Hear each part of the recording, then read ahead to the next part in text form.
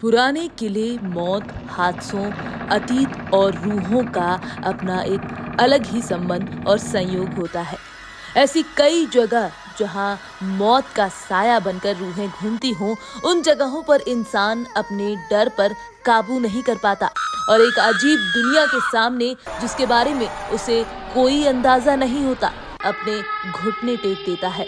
दुनिया भर में कई ऐसे पुराने किले हैं जिनका अपना एक अलग ही काला अतीत है और वहां आज भी रूहों का वास है। दुनिया में ऐसी जगहों के बारे में लोग जानते हैं, लेकिन बहुत कम ही लोग होते हैं जो इनसे रूबरू होने की हिम्मत रखते हैं। जैसे हम दुनिया में अपने होने या ना होने की बात पर विश्वास करते हैं, वैसे ही हमारे दिमाग के कोने में इन रूहों की दुनिया के होने का भी आभास होता है।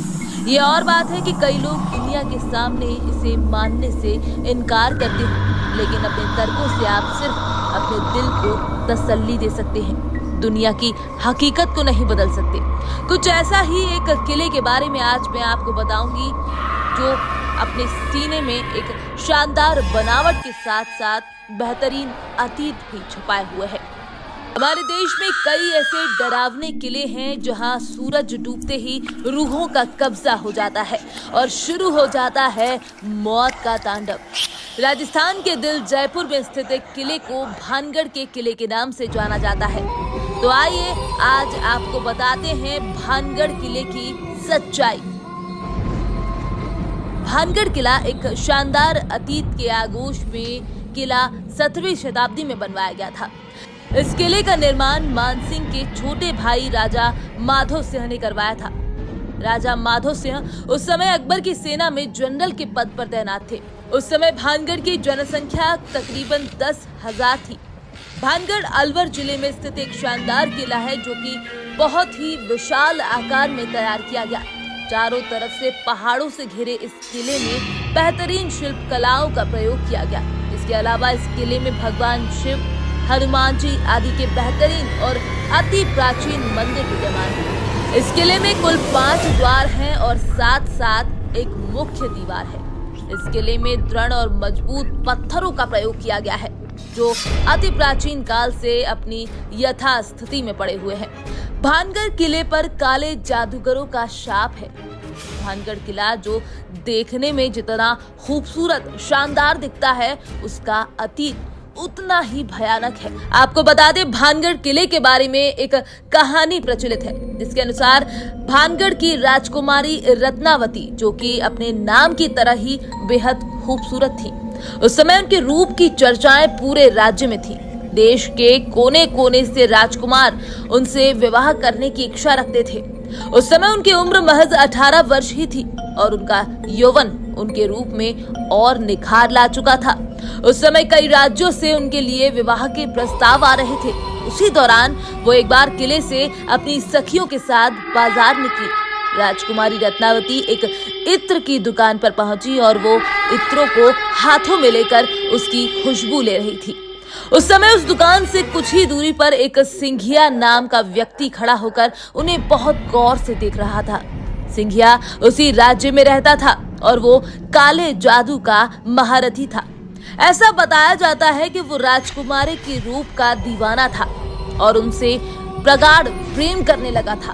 वो किसी भी तरह राजकुमारी को हासिल करना चाहता था, इसलिए उसने उस दुकान के पास आकर एक इत्र की बोतल, जिसे रानी पसंद कर रही थी, उसने उस बोतल पर काला जादू कर दिया, जो राजकुमारी के वशीकरण के लिए किया गया था।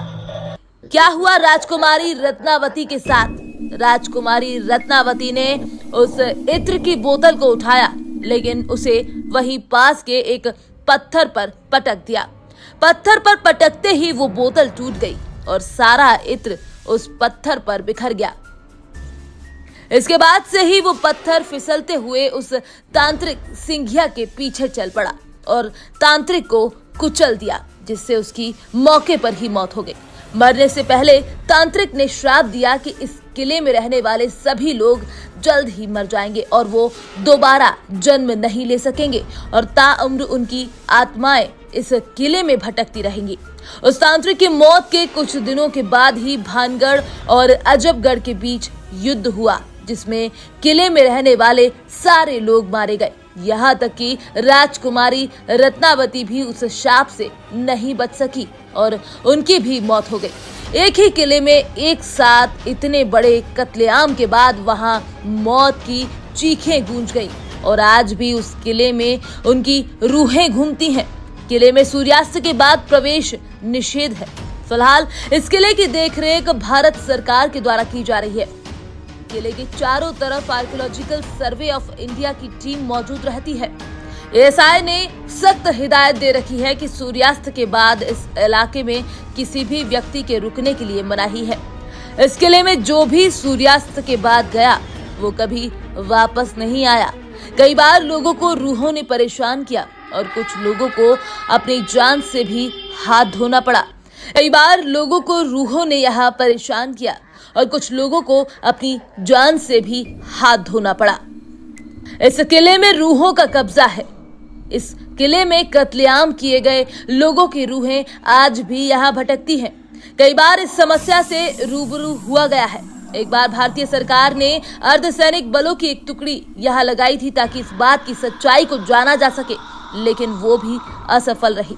कई सैनिकों ने रूहों के इस इलाके में होने की पुष्टि की थी। इस किले में आज भी जब आप अकेले होंगे तो तलवारों की टंकार और लोगों की चीखें महसूस कर सकते हैं। इसके अलावा इस किले के भीतर कमरों में महिलाओं के रोने और चूड़ियों के खनकने की आवाजें भी साफ सुनी जा सकती हैं। किले के पिछले हिस्से में जहां एक छोटा सा दरवाजा है, उस दरवाजे के पास बहुत ही अंधेरा रहता है। कई बार वहां किसी के बात करने या एक विशेष प्रकार की गंध महसूस की गई है। वहीं किले में शाम के वक्त बहुत ही सन्नाटा रहता है और अचानक ही किसी के चीखने की भयानक आवाज इस किले में गूंज जाती है।